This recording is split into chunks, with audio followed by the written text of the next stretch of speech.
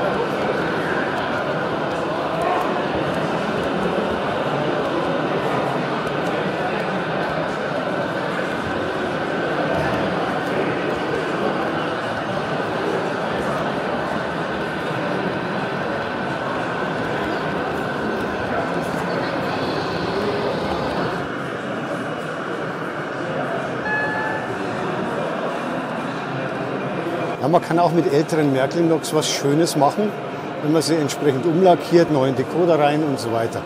Und hier fährt jetzt die E9192 in Epoche 2 Ausführung. Das ist ein älteres Märklin-Modell. Das ist hier eine schwere Metallausführung und die ist jetzt hier mal im Einsatz auf dem Fahrtreffen mal wieder. Die haben wir auch schon ein paar Mal gesehen, aber ich glaube, ich habe sie noch nicht mit Sound gefilmt.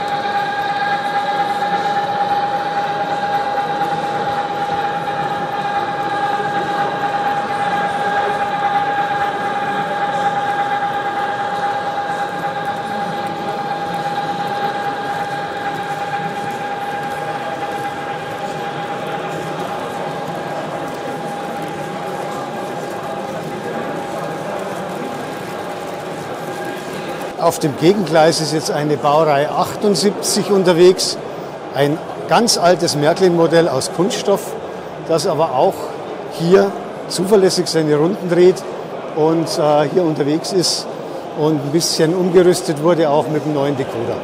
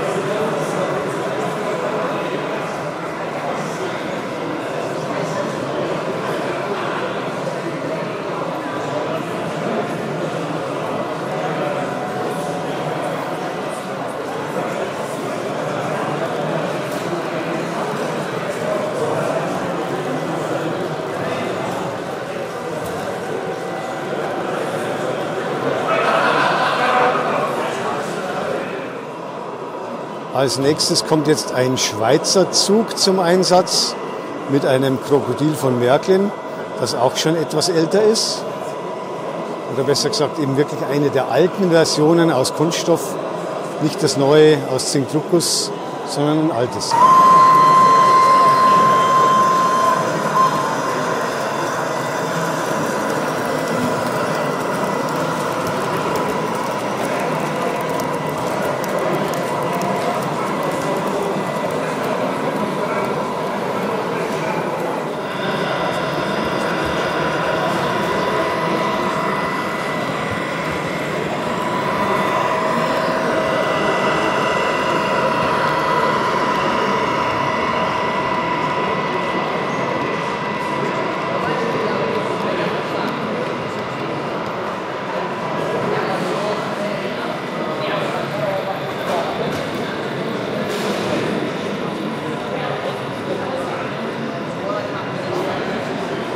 Jetzt nochmal im Stand das Märklin-Krokodil und ein Schweizer Zug, wobei ich das Augenmerk auf den letzten Wagen lenken möchte, wenn wir dann vorne ankommen.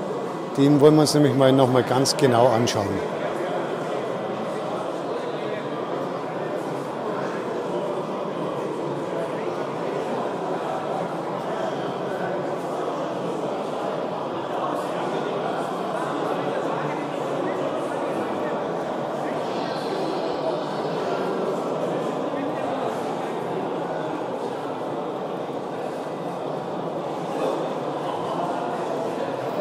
So, jetzt sind wir hier bei dem letzten Wagen. Das ist ein Güterzug-Begleitwagen, ein Schweizer Sputnik. Das ist ein 3D-Druckbausatz vom Thorsten Päth, den jemand liebevoll in etwa 2 Monaten Arbeit gebaut hat und der hier auch tolle Inneneinrichtung hat. Die schauen wir uns dann wahrscheinlich auch gleich mal näher an. Jetzt schauen wir erstmal durchs Fenster rein. Man kann schon erahnen, dass das schön detailliert auch innen ist.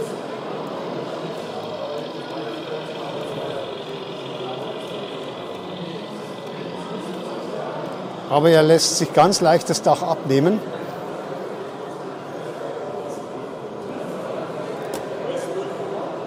Und dann können wir mal reinschauen.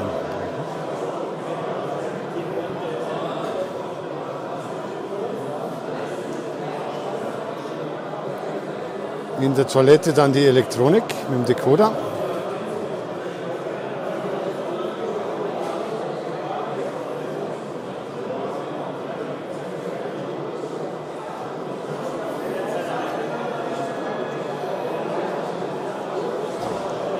Und das ist ein 3D-Druckbausatz, den man mit halbwegs handwerklichem Geschick dann doch irgendwann schön vollenden kann und auch schön lackieren und schön verfeinern.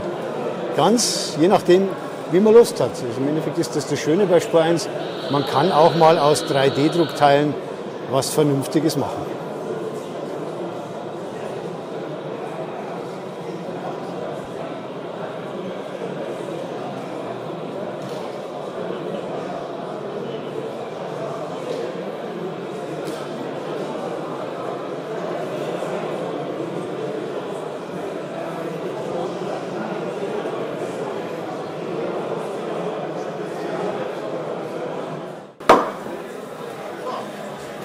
Um 19 Uhr, die Schlange ist lang.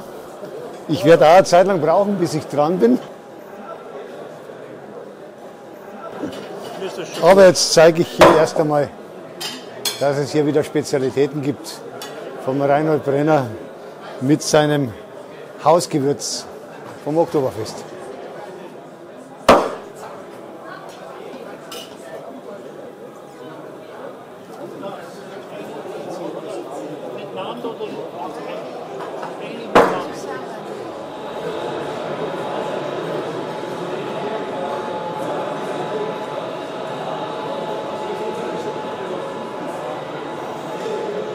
Hier am Betriebswerk sind auch wieder ein paar schöne Loks aufgestellt. Vielleicht ist da auch mal irgendeine davon im Einsatz. Vielleicht die Württembergische K auch.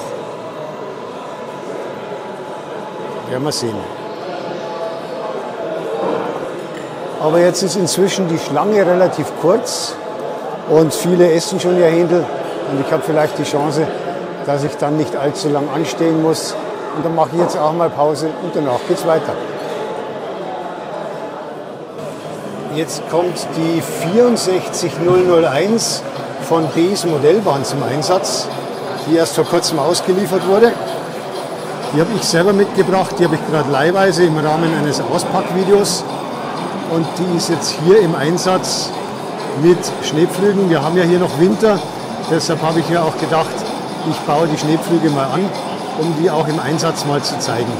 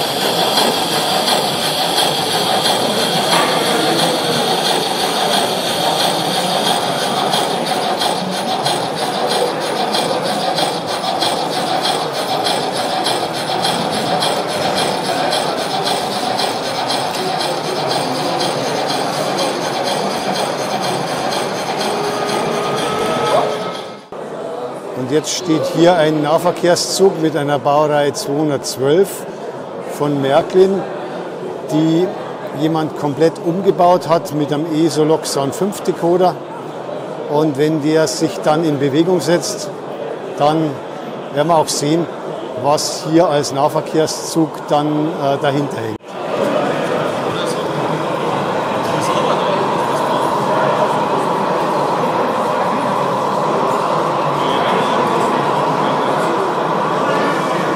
Das sind Nahverkehrswagen, ehemalige Silberlinge, die dann in Epoche 4 und 5 umlackiert wurden, im Vorbild auch zur Citybahn, noch heute teilweise so fahren.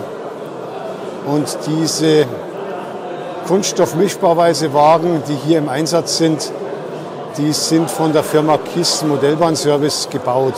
Auch dieser Steuerwagen, der am Ende dran ist.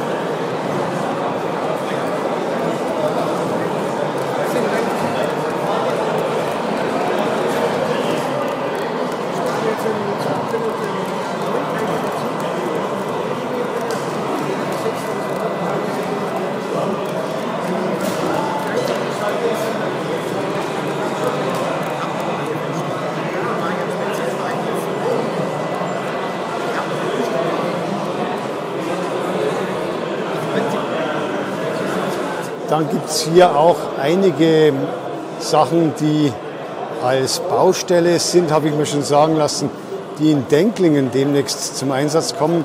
Da entsteht wohl auch eine neue Spur-1-Welt und das lasse ich mir jetzt auch gleich mal erklären.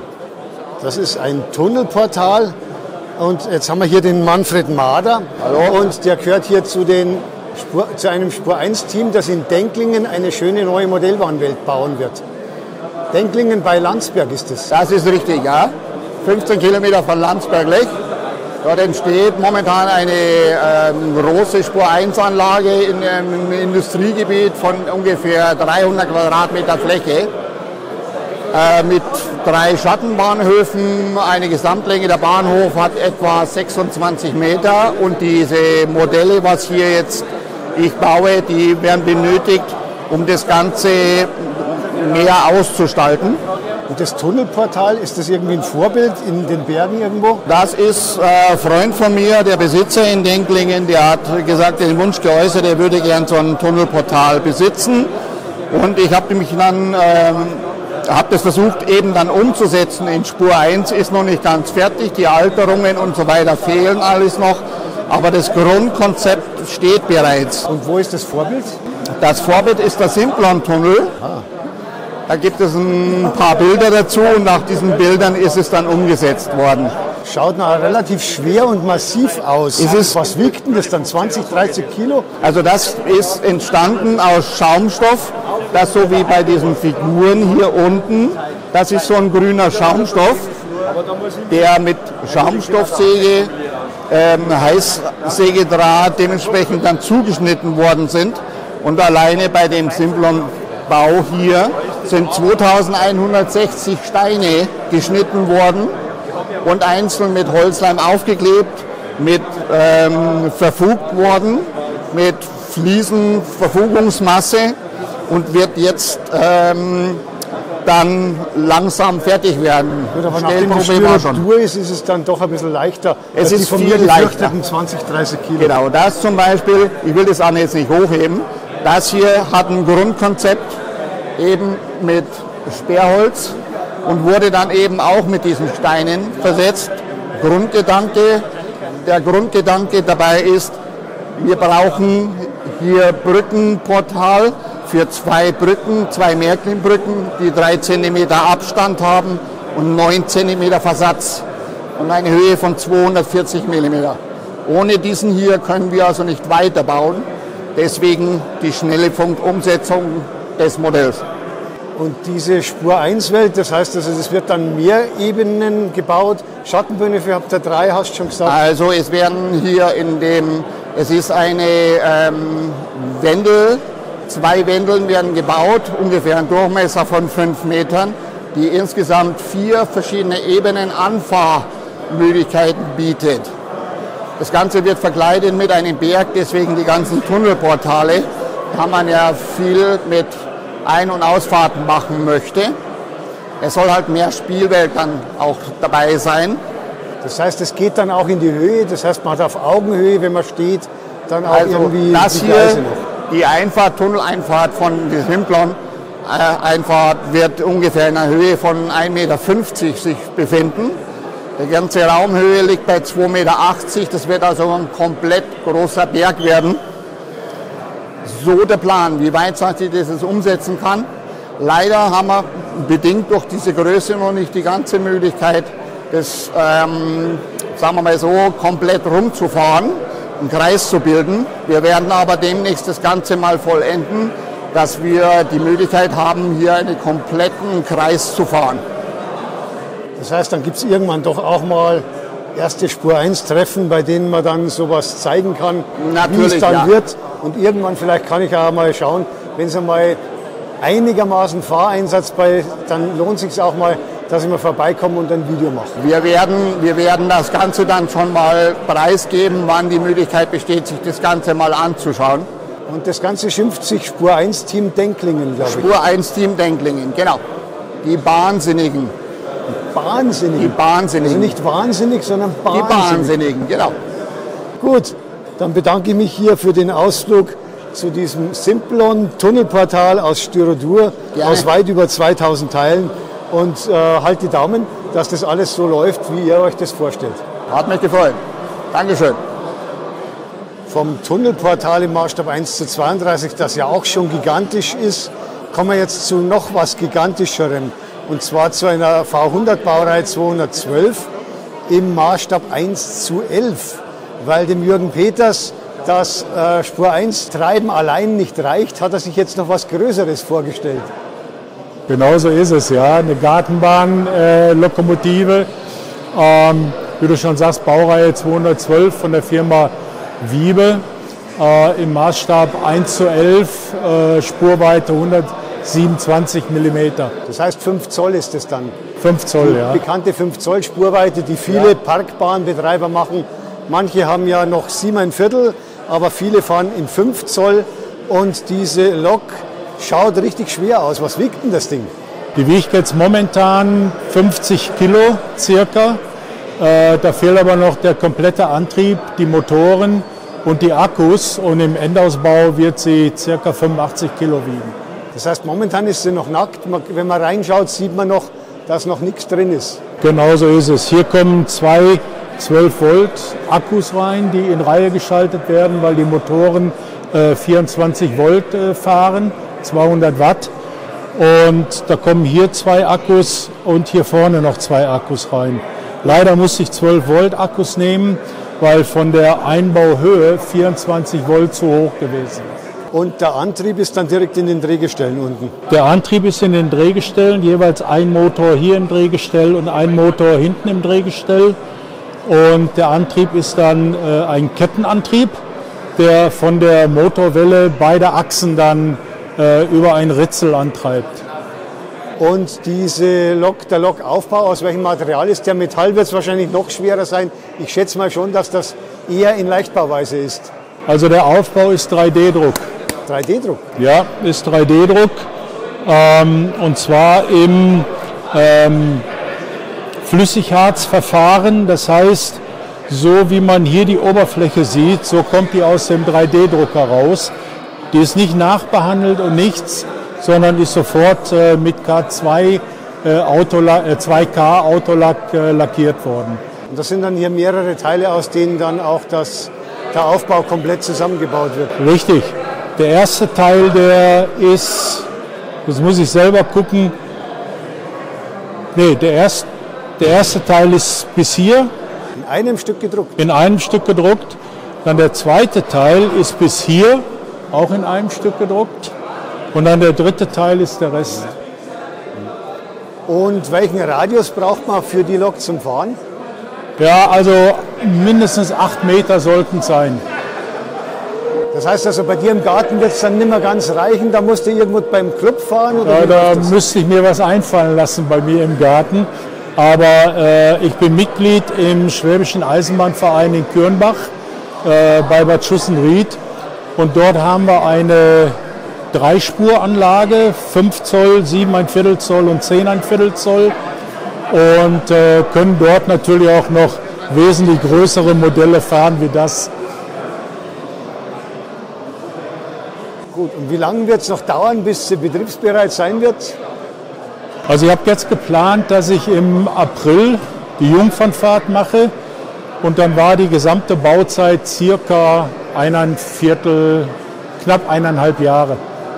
Gut, dann halte ich die Daumen, dass das alles klappt und Dankeschön. dass das dann irgendwann so laufen wird und da sitzt man dann auf dem ersten Wagen hinten drauf und fährt die Lok.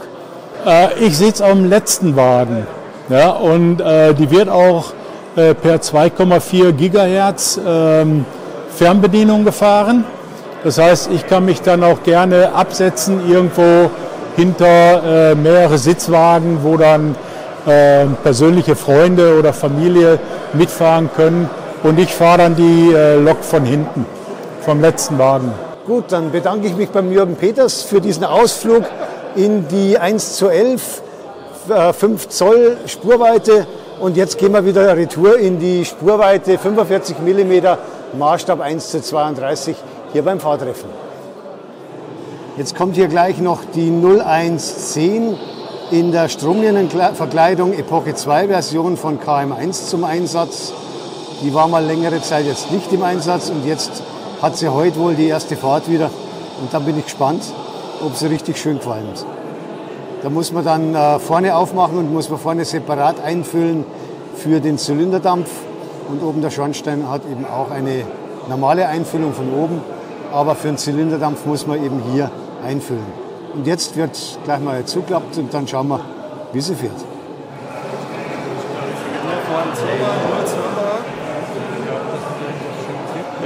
Einfach zu. So. Schaust du mal? Genau. Das war's.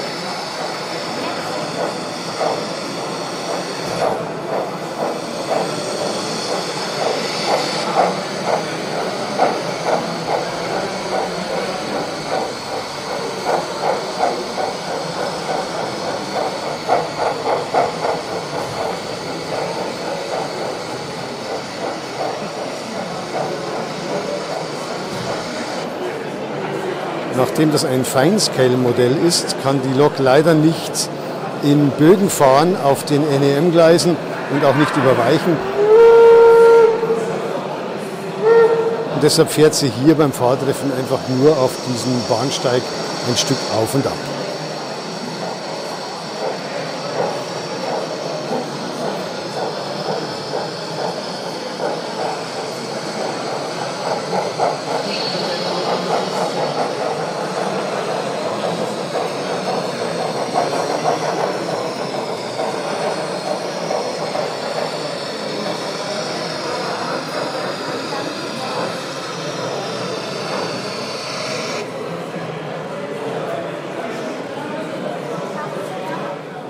Jetzt kommt noch eine alte englische Lok zum Einsatz, Queen Empress.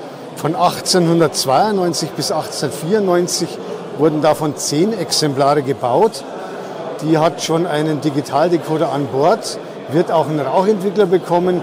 Geräusch ist noch nicht ganz perfekt, Rauch geht noch nicht, aber immerhin fährt sie schon und immerhin gibt es auch schon ein bisschen was an Geräuschen.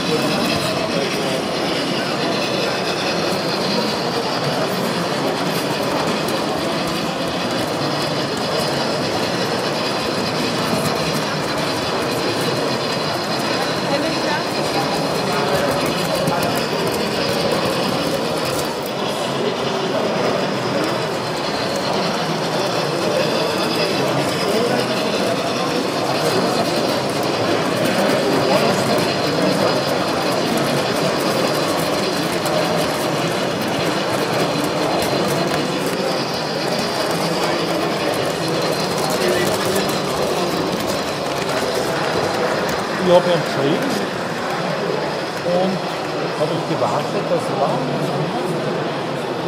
Und dann auf einmal habe ich persönlich geschrieben, also das ist ja.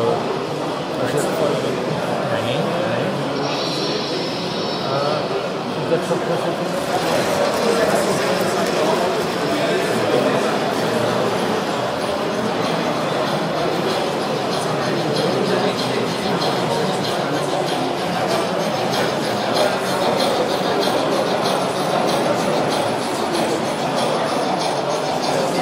Es ist 21 Uhr, es ist immer noch gut voll hier.